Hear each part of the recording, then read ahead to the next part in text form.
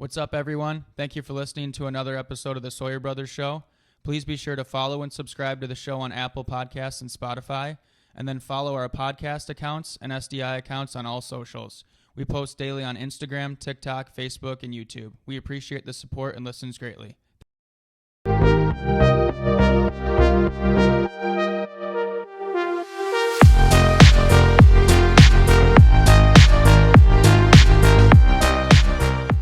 So we have a lot to talk about on the Sawyer Brothers Show Season 3 opener.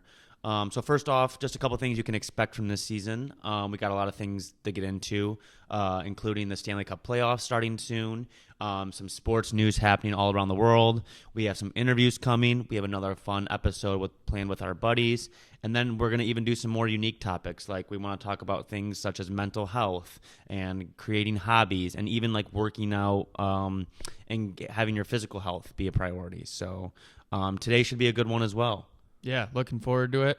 The first thing we need to talk about is the end of the playoff race for the NHL.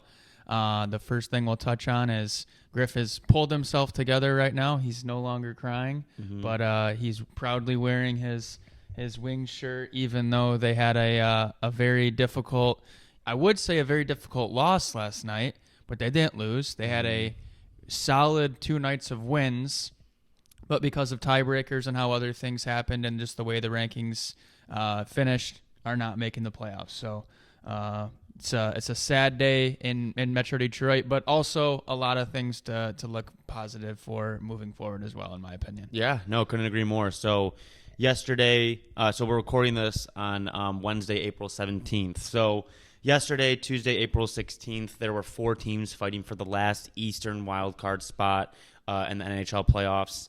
A lot had to happen for each team to make the playoffs. As what actually ended up happening was Washington ended up winning their game. We'll get into that. But first, I want to talk about the Red Wings. So what we needed to happen for the Red Wings is they had a game Monday and Tuesday. The Red Wings needed to win both games, and they needed Washington to lose one of their games. Red Wings won both of theirs, but unfortunately Washington won both of theirs as well. So Monday, the Wings were playing Montreal in Detroit. I was at work. Andrew said he was at home. Detroit was down a goal late, and then I want Andrew to talk about his point of view and kind of what happened at the end of that game. Yeah, down 2 goals in the third period, I believe, 4-2, and it was one of the most exciting hockey games I've watched in a while for the Wings, like since they won the Cup years ago, or I don't even know if I can even compare Monday to that, because I was a kid then, and I was a 13-year-old kid when they won the Cup, or 12 years old, whatever. So like I didn't even, we were spoiled our whole lives when we were growing up because the Wings always won. They won 25 years straight in the playoffs. Yeah, 25 years of playoffs and 4 cups in our lives, 3 in mine, or 3 in yours, 4 in mine. So It's like we were just always knew the Wings were going to win. So, fast forward to Monday, obviously a lot of things building up to it. They're trying to make the playoffs and everything. And they score those goals late in the third. And, I mean, the amount of texts that I got and that I saw on Twitter and Instagram, like everyone was talking about it. Everyone was so hype. I am a fan of the Leafs. I'm a fan of the Wings. I care more about the Leafs right now because they're in win-now mode where the Wings are still developing. So I'm not really upset that the Wings are in the playoffs, other than just like, some minor, feelings, I guess you can say, on it. But it was a super exciting Monday night. They scored the goal to tie it. I jumped up. They scored the goal to win it. Jumped up and yelled some language that would get this podcast rated R for today if I repeated it. But safe to say, it was super exciting, and it was cool to see how many people posted about it, which was cool too. Well, like you said, Hockey Town is back. We think, even though they're not in the playoffs, it was great to see. And like for me, I was at work, and like I obviously, like when you're a nurse, you pass medications all night, but like the main night meds is between like 7:30 and like 10ish. So and the game started at 7. So two of my patients had the game on, so I kept going. When I was giving their meds, I would look up there. I'd go in the hallway. I'd go like when I wasn't by anyone and check the score on my phone real quick, see updates from everyone. So I just finished my meds, and there was 3 minutes left in the game, so I ran into an empty room with no patient in there, put the game on, and I got to see Raymond tie it late, and I jumped up and down, and I screamed. And it was funny. My nursing assistant from that night ran in there. She goes, I didn't know we had a patient. What's wrong? I'm like, no, it's okay. I'm watching the game. And I was pumped. I went and did a round on my patients real quick. They were all good and comfortable. It was good timing and everything because then I got to watch the entire overtime when Raymond got to finish it. So that was exciting. Fast forward to then last night. We needed a Washington loss and a Red Wings win. That was so fun. They had the Phillies score up the entire time in the bottom right corner between Philly and Washington. We got to enjoy the game. It was a great game by the Wings in Montreal. I mean, it was a very entertaining game. It went back and forth. So as we know, and then the Wings finished with a comeback at the end too, just hype off the face-off. One thing I will say on that too is just like I was glad when I looked at the schedule for the week that those games were all within those 2 nights, and ironically both at 7:00. Because if Wings would have won last night and then had to wait all day through today, it would be even more disappointing. I mean, last night they go into overtime. And right before the game ended, Philly had lost, Washington had won. So Detroit's overtime was just no longer, there was no point to it unless you had bets on it. You could see it on the guy's face. Yeah, and so it was on the Wings guy's face. Once they got to overtime, it literally I wish we knew the exact time, and I tried to find it, but I couldn't find an exact time, so it's not worth getting into. But like the Wings tied it with 5 seconds left in the game, and we both were going crazy. Me and Andrew got up, high-fived.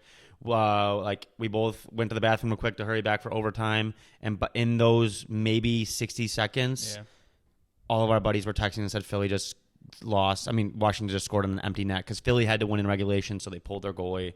Just an absolutely heartbreaking end. But I will say this though: we were talking today and last night after the game, I was pretty upset, and I was sitting there, and the Wings lost 7 games straight about a month ago.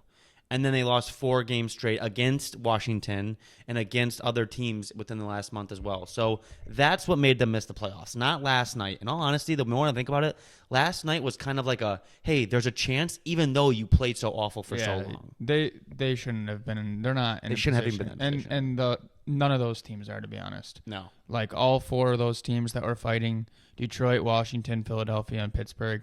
None of those teams are playoff teams for this year. Right. They're in totally different spots of where their organization's upcoming path is, and we'll touch on that later. But I don't believe any of those teams, have anything to be totally upset about because they probably shouldn't even been in anyways. Right.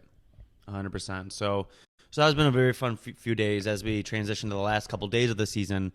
So right now, as we record this, all the Eastern Conference matchups are set, so we'll go over those soon. But the Western Conference are not set. But just with our schedules, those aren't going to be set for a couple days, so we just want to record now. But so last night we got to see the Wings playoff hopes end, but we got to see the Capitals alive. So speaking of the Caps, I want to talk about number 8 on the Washington Capitals.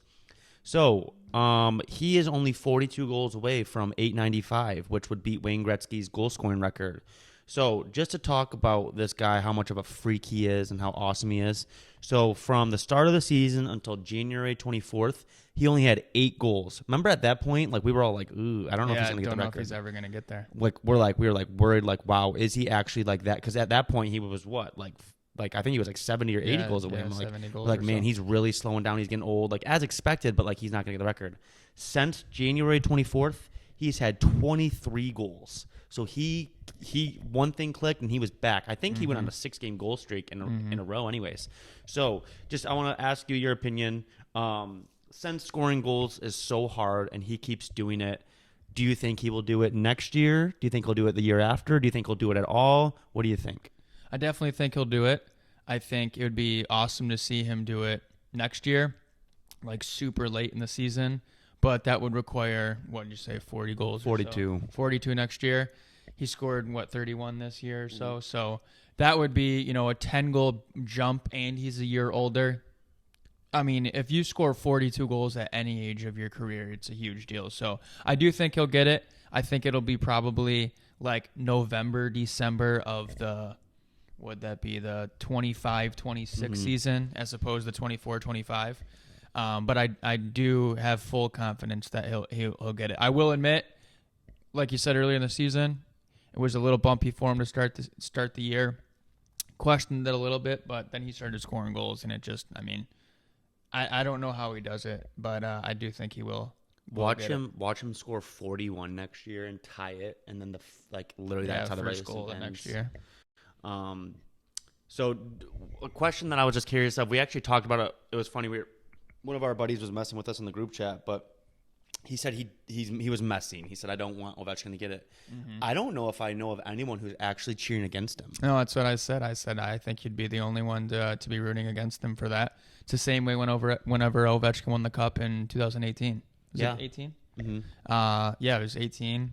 And most people kind of were on the same page with that. You know, normally going into playoffs, like a year like right now, everyone has an opinion on who they want to win. There's 16 different opinions. As Washington kept advancing that year, it was like they all wanted Washington, nobody wanted Vegas, and that type of thing. Do you think Ovechkin will get it? I think he'll get it for sure. Honestly, it's hard to ask for him to have the second half he had this year, next year, and have that for a full season. But technically speaking, if he does what he did in the second half this year, next year too, he'll have 46 goals, and that'll break the record. But that, I don't know. Like otherwise, we said, you just do 20 each of the next year and the year after that. And that's perfect. And still do it. And again, 20 goals is a lot. Like you're saying, DeBrincat, we think of DeBrincat as a big-time goal scorer, and he had, I think they said 27. Yeah. 27, 30 goals, somewhere in that range. And when I think about him, I think about him as a goal scorer. And Ovechkin beat him this year. DeBrincat is 27, 26, and Ovechkin's, 36? 12 years older than that. It's crazy. I mean, a good buddy of mine, his name's Luke. He's not really a huge hockey guy right now. He's getting into it, which has been awesome. But I told him last night, I'm like, go watch the Ovi documentary on ESPN Plus. You got to go watch that. And he's gonna go watch it, and I guarantee he'll become an Ovechkin fan instantly. Anytime I've made anyone watch that documentary, they're instantly into Ovechkin and following along. He's just a very likable guy. He's an awesome personality. He's great for the game. So we're all rooting for him right now. So speaking of goal scoring, Austin Matthews. So again, we're recording this on Wednesday, April 17th. Currently, the Maple Leafs have played 81 games. It is 4:11 p.m. They are playing their 82nd game tonight. So they are playing Tampa Bay tonight. I want to ask you, do you think he will score 70 tonight? Last night, I feel like we put the game on for a little bit after because the Wings game was on at the same time. So we only watched the third. But all they were trying to do was feed him, and he couldn't get one last night versus Florida. Do you think he will get 70? And if he does or doesn't, do you think that makes a difference in kind of his season and if he's respected or not? I do think he'll get it. I'm glad he's playing. There's been a lot of talk on more Toronto-based podcasts and shows and Twitter and all those things about should he be resting for the playoffs and everything. I don't think he needs to score 70 for it to be a respectable season or anything. But I do think that he has a super strong desire to get there, and I do think he'll get there tonight. He scores. I mean, it's just simple math, 70 out of 70 or 69 out of 71 games. It's incredible. I was telling Griff yesterday, I scored 64 goals when I was a second-year squirt, and we played, 50 games or whatever. And that was humble brag. A lot of goals. And I felt like I was just scoring, so much. And he's scoring 69 goals in the NHL. I was playing AA hockey in Michigan against the best when I was 9 years old, 10 years old. So the fact that he can do it, that must just be the most fun thing. I mean, it's just incredible. So let me ask you. I don't know how to ask this without giving my answer, but let's say there's 2 minutes left. They're up by 1. Tampa pulls their goalie, and he gets a 70th goal on an empty net. Does that matter? Yeah. No, it doesn't matter if it's a goal. Is it still cool? No, yeah, because I think it's still cool. the same thing as do the Wings make it last night on a shootout in the last game of the season whenever Philadelphia wins. Yep.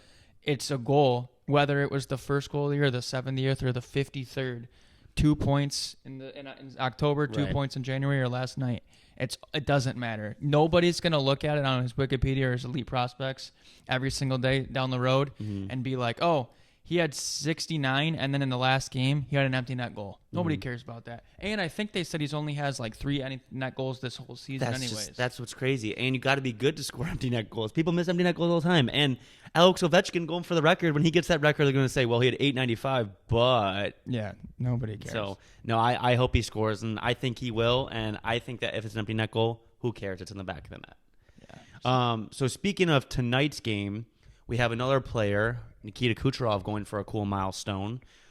So now there are, within the last few days, there are now 4 players in NHL history to ever get 100 assists in a single season. Bobby Orr, Wayne Gretzky, Mario Lemieux, and now Connor McDavid just got 100 assists this week. So Nikita Kucherov is currently at 99 assists. So tonight he might be going for 100 assists. How cool is that? Super cool, super impressive. It's very unique also that, you list those guys. You said Bobby Orr, long time ago. Mario Lemieux, and Wayne Gretzky, over 20 years ago when those were happening in the 90s. Maybe in the 80s. Well, I think Gretzky probably had some in the 80s. Mm-hmm. And so now you have 2 players within the same season, within the same 4-day time period that could do it, which is super, super crazy. What do you think's more impressive, 70 goals or 100 assists? Out of those 2, they're both amazing. I'll say this, though.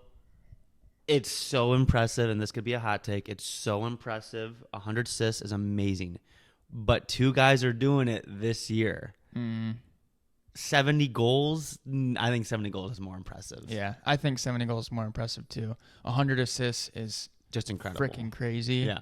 But 100 goals or 70 goals is something else. And another thing that I saw, they said something about how McDavid scored, what did he score last year? 64. 64 goals, and then the next season he did 100 assists. That is more impressive than 70 goals for me, because if you consider both seasons, because he had the most goals of 64 until Matthews, beat that this year in recent years, and then he also had 100 assists the next year. So nobody else can do what McDavid can do with that, because he can score goals, get the assists, he can do all of it, where Matthews has 70 goals, nowhere close to 100 assists. The thing is that, we talk about how, once you get somewhere, then you want to go farther, right? Remember how we talked about the dumbbell theory in a past episode? Yep. So when Matthews scored 60 goals a couple years ago, I remember he celebrated so hard. It was a huge deal. Well, now he's almost 10 goals past that. How much farther can they go? I don't know how much farther he can go. Yeah, I guess it would just be however he can keep developing and how the game can continue to evolve. And, I mean, maybe it's 10 years from right now and we're looking at someone else trying to beat that, because that's normally how it goes. You see someone do it and then you try and beat them, and so on and so on. Realize it's better and possible. So speaking of Kucherov and Matthews, McKinnon, and McDavid, I want to touch on probably a topic that everyone I see on social media talking about is the Hart Trophy. So at the end of the day, me and Andrew can come in agreements with, I would say, most people, that the Stanley Cup is what matters. Individual trophies and stuff don't matter, but they are a thing, and that's why we like to talk about them, because it actually is a very interesting topic. So I want to go, there's 4 guys going for the Hart Trophy, which is the MVP of the NHL regular season. So I want to go over each person's stats, and then I want you to rank them on who you think deserves it. If you had a vote on who you would rank them, I'll give my ranking, and I would be curious to hear some feedback here. So Austin Matthews currently has 69 goals, 38 assists for 107 points. He's plus 32 on the year. He's very good defensively. He's a two-way player.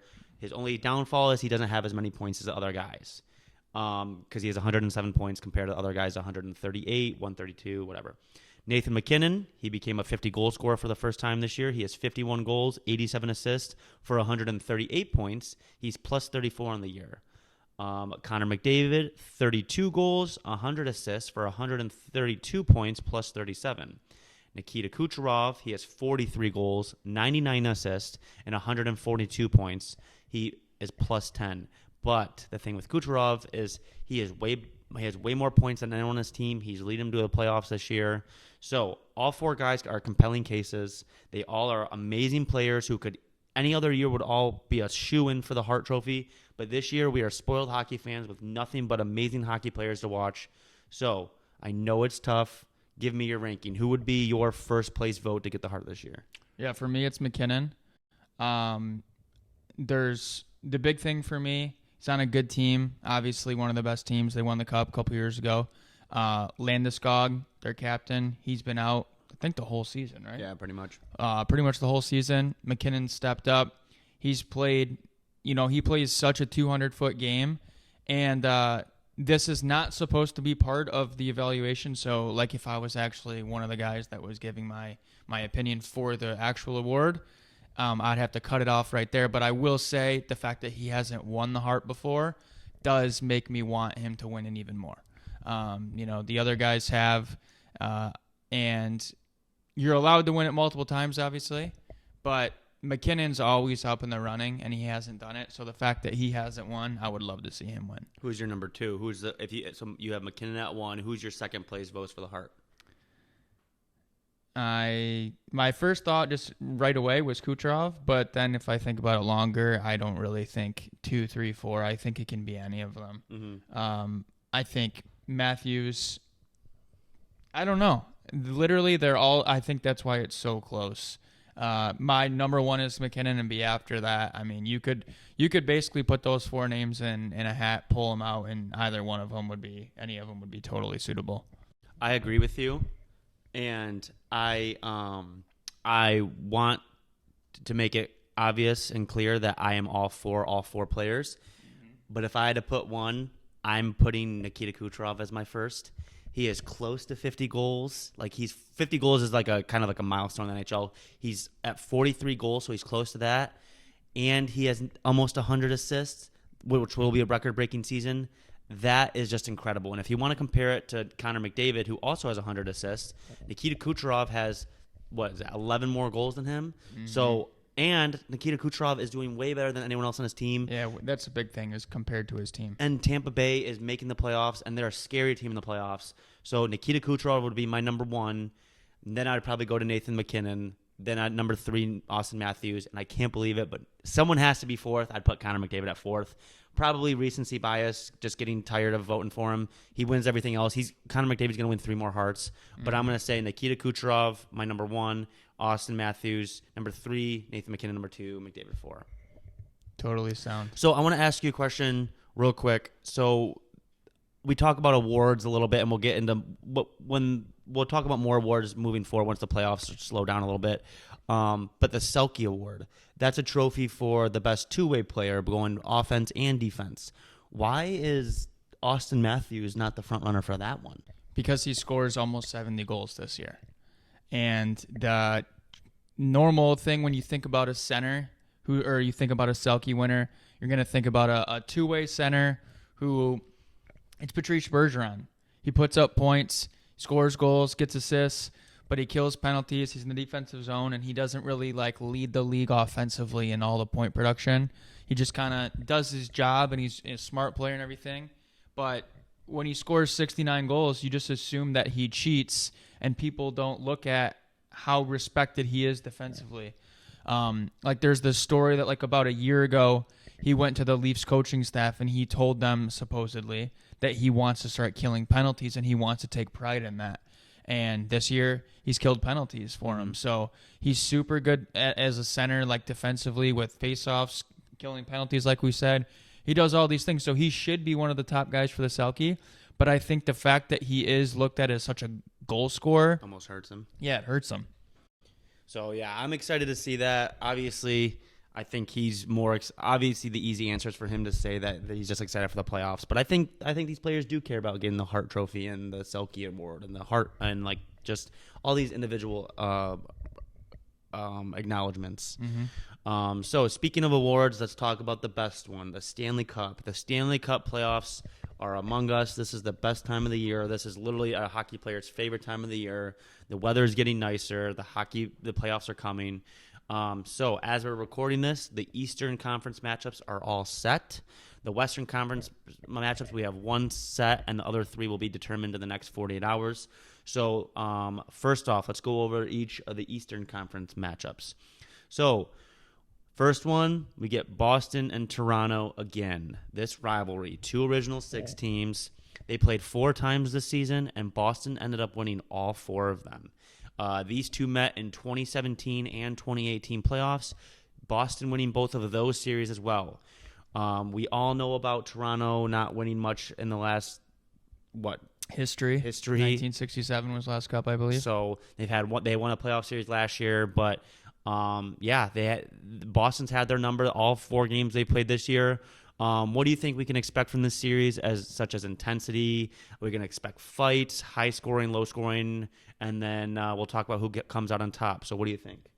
I think Toronto will win the series. I think it'll be pretty high scoring. Not as much as if it was Toronto and Tampa again. Boston's normally more better defensively, and they're those guys that pride themselves so much in their culture. They don't really have like the star player. They don't have the McDavid or the Kucherov, McKinnon, Matthews, any of those guys. They're just like the smart, hardworking guys, and obviously they have skill, but they're not that high flying offensive team. So I think they'll keep Toronto a little bit down. At certain points, they'll get their game or two, but Toronto, I think, will win this series. And for any year for Toronto to play Boston, I think this is probably the one that they'd want to play in, because in previous years, they had Bergeron and Krejci, and they had, they set the record last year in the regular season, and obviously lost in the first round, but I think Toronto will win. So for each series, we'll give our predictions. So I'm going to say, I agree with you. I'm going to say Toronto in 7. I would say Toronto in 5 or 6. I'll say 6. Wow. Okay, Toronto in 6. So the next series we got Florida versus Tampa. So these teams have played 4 times this season, and they both split 2-2. So they both have won 2. At one point, Florida beat Tampa 9-2 earlier, and I think it was January. So playoff-wise, they've met in 2020, where Tampa beat them 4-2 in the series. And then the next year, Florida won the President's Trophy, came into the playoffs all ready to go, won a series, and then Tampa ended up sweeping them 4-0 in the second round. So what is your expectation for this series? Are we expecting it to be a lot of fights here, pretty intense? Are you expecting like a lot of skill hockey? And then give me your prediction. I think whoever wins this series will not win another series, so I think the other side will win. And I would assume that Florida's the favorite in the series, but I will take Tampa. There's too many times whenever I've looked at Tampa over the years and just been like, there's no way anyone's going to beat them, especially in playoffs.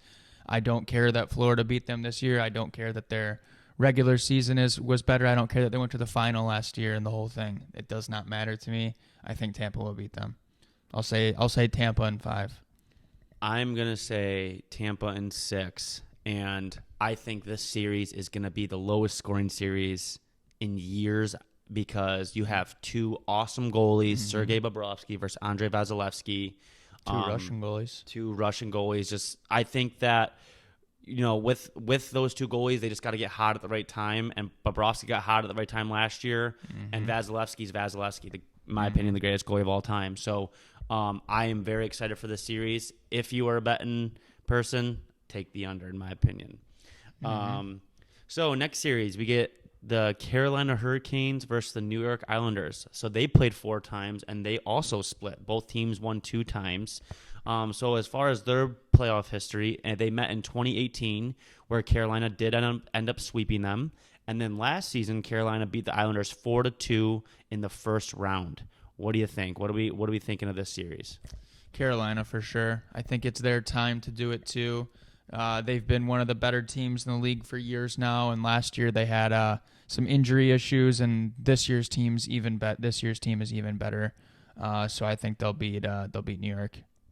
How many? I'll say 4. I'll 4? say they'll sweep them. If not, then 5, but I'll say 4 is my prediction. I'm going to say Carolina in 6. I want to say Carolina in 4 or 5. I think Carolina, like you said, this is their time to do it. They acquired Gensel at the deadline. They're getting goaltending for the first time in years. Anderson has been awesome since he came back from the blood clot issue. I think that they are the real deal. And our buddy texted us today. He's like, I'm tired of the Carolinas hype because they have had hype for years and they've never really followed through with it. Yeah, an Eastern Conference final last year, but they lost. They got swept by Florida.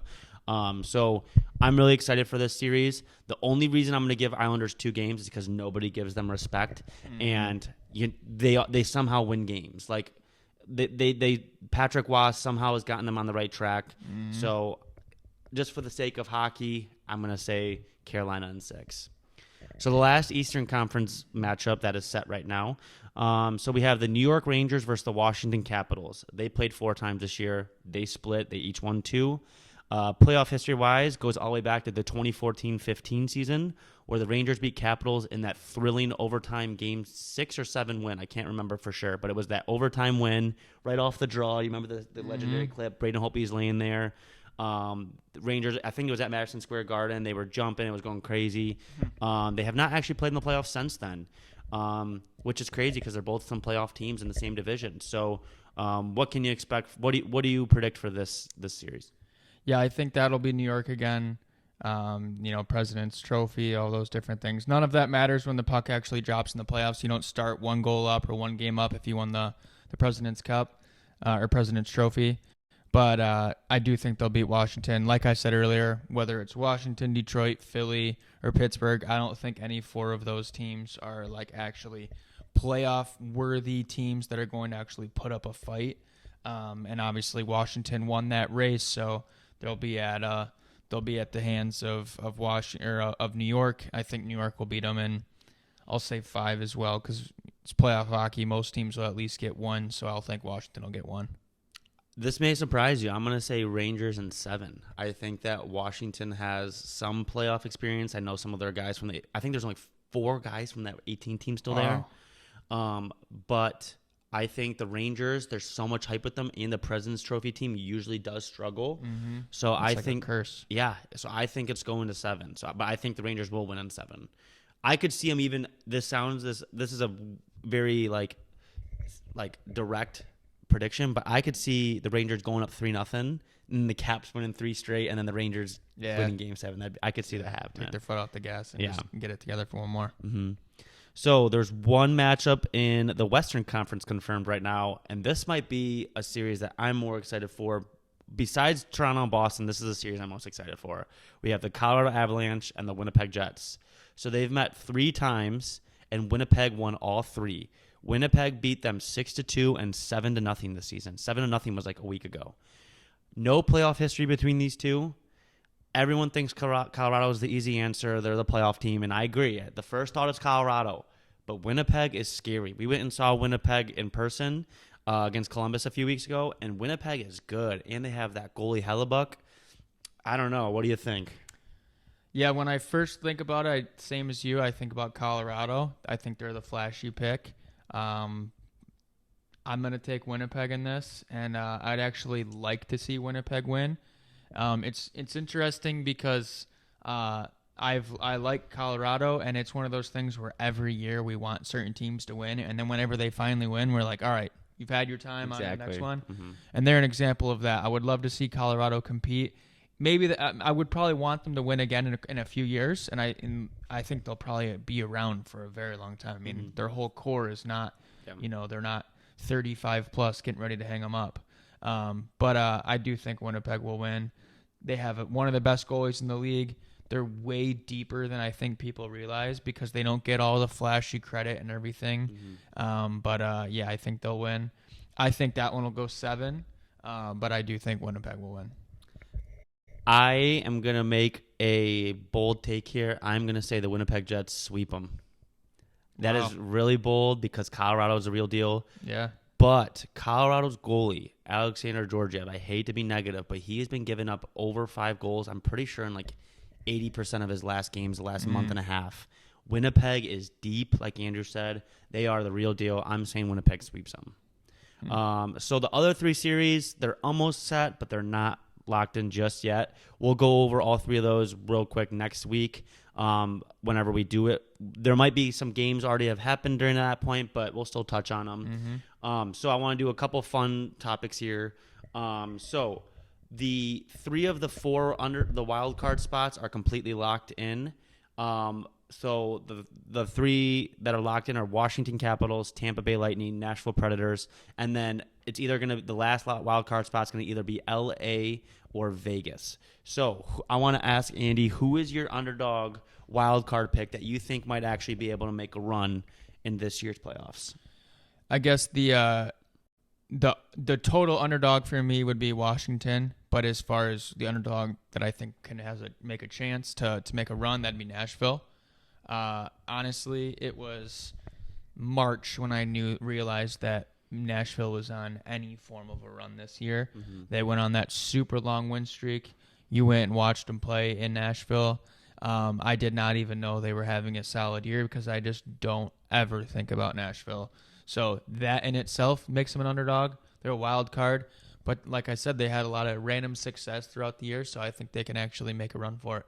You add that in with playoffs, anyone can win. I'm going to agree with you. I hate to just have the same answer. I know there's only 4 or 5 options, but I'm going to say Nashville. I think they have the best chance out of those 4 teams to make a run.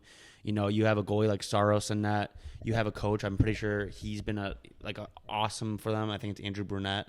He's been great for them. They have some sneaky good forwards, man. Like, they're a fun team to watch. I watched them play the Wings a few weeks ago with our buddy T-Vac and cousin T-Vac. And, you know, I didn't know. I'm not going to lie. I didn't know all their lineup, which is surprising because I usually know most teams' lineup. But Nashville's good. I think they have a chance. So the 4-1 seeds are locked in, though. We have the Florida Panthers, the New York Rangers, the Dallas Stars, and the Vancouver Canucks. The 4-1 seeds for each division, I mean. So I want to ask, who do you think is the 1 seed that will lose in the first round? Obviously, we don't know all the matchups yet, but who do you think is the first seed that's going to get upset? So you have Florida, Dallas, Vancouver, and the New York Rangers. I think Dallas will win their series. I think New York will win their series. So that leaves me with Florida and Vancouver. Like I said earlier, I think Tampa will beat Florida. But at the same time, I will not be surprised if Vancouver loses. I think first of all, they weren't expected to have the season they ended up having anyways. A lot of people didn't expect them to be this good and to have this much success this year. So, they're a really good team. They've got a lot of really good players, obviously Quinn Hughes and all of that. But I do think that they will lose in the first round. So will Florida, in my opinion. But I'll be, I guess, more surprised. The league should be more surprised if it's Vancouver losing in the first round. I agree with everything you said. I think Rangers and Dallas are almost locked, but I'm going to say the number 1 seed that will lose will be the Florida Panthers. And that's just because they're going to be playing a really tough Tampa team, a team made for the playoffs. Yeah, and John playoff Cooper, experience. Unfortunately, I mean, we really like John Cooper, but unfortunately for Florida, they're going to have to play John Cooper, and I think they might be outcoached. So, All right, so last few categories here. So give me a team out of the 16 teams whose window is closing and they need to win right now the most. So I would say a team like Washington because, Ovi's career will be coming to an end. Oshie, that whole core is older. But they won a cup, so I'm not going to say them. I don't think they're the team that has the most pressure. I'm going to choose Carolina. They have so many free agents. They've been in the mix for so many years leading up to this year. They obviously have some young players as well, but I think it's Carolina. Just mainly because they have so many free agents coming up this year. They made those 2 trades at the deadline. They had Gensel, like you said, and then I always forget his name, the Washington guy, the bird. Kuznetsov. So made those 2. There are certain teams that make big moves at the traded line, and Carolina is one of those this year. And normally, that puts a little bit extra pressure because it's like, hey, we gave up some stuff to pick up some players and just get bigger for the playoffs. And I think it could pay off for them. I think they'll be a team that's a favorite to go the whole way and win the whole cup. But I do think that their window is closing, at least with the current state of the team. Like they can extend it and make some changes, but it's going to require a lot of change. It's not just going to be like a minor tweak. Mm-hmm. Who's your answer? My answer would be Florida. I think like kind of the same way as you. I think they have a lot of free agents. I think they got to sign Montour, Forsling, and I think they got to sign Verhaeghe. I could be wrong, so if you're a hockey nerd, don't come at me. I could be wrong. But a lot has went right for them in the last 2 seasons, and the reason why I think their window is closing is not really a shot at them. It's a compliment to the teams around them. Mm-hmm. Toronto's not going to go anywhere. Boston's not going anywhere. Tampa's not going anywhere. So Detroit, Montreal, they're all on the rise. Ottawa's supposed to be on the rise, but I think they're still years away. Mm-hmm. So Buffalo is supposed to be. So I think Florida needs to win now. I think that's the best answer for that. Mm-hmm. Yeah, I didn't think about their opponents. That's for sure. So last 2 things here. So obviously we're going to be – this is a question for who do you want, not who do you think. It's the 3 teams of who do you want – who's the 3 teams in order that you'll be cheering for the most this playoffs? Mm-hmm. 1 is Toronto. 2 is Edmonton, specifically for McDavid. And then 3 would be Carolina. Carolina. My answer would be 1, Toronto. I'm going to go 2 for Winnipeg and 3 for Edmonton.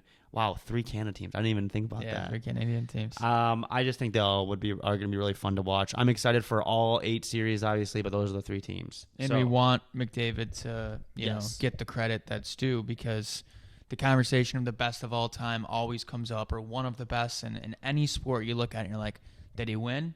And McDavid's 26, 27. He hasn't won yet. So for his, overall greatness for the future, he needs to win. And this is a team that can do it. Mm-hmm. So we last year we made our brackets, and we're going to do the same this year. We post on our story a couple times, like the link. If you want to join ours, we'll do that again. But I want you to tell me your Stanley Cup prediction. Yeah, I mean, I'm fine with getting chirped for it. I don't care. I have said it for the last 4 years, and I'm going to say it again this year. Toronto will go to the Stanley Cup, and I think they will win the Stanley Cup. Again, I don't care if I get chirped for it. And then I also want Edmonton to go, but I think Toronto will beat Edmonton. So maybe there's a part of my brain inside that's not properly analyzing the difference of the previous 2 questions, because you said who do we want and then who do we think, and I don't know if my brain is just having a bias towards who I want instead of who I think, but for some reason they are the same, and I do think Toronto will win. My answer is the exact same as it was a couple months ago, and I have Carolina versus Dallas in the finals. That is my prediction still. They're both... Maybe I'm rooting with my heart a little bit, but that's what I think is going to happen. I think Dallas is completely underrated. They have Jamie Benn on their 3rd line right now. That line is they're a deep team. We didn't really touch much about. We'll talk about that more next week. But yeah, we're excited. We got the last 2 days of the regular season today and tomorrow, and then I'm pretty sure they're going to do 2 playoff games Saturday. So as a hockey fan, we're all very excited. We're all very lucky to be able to watch this sport and get everything going. Yep, best time of the year. Looking forward to it. Thank you.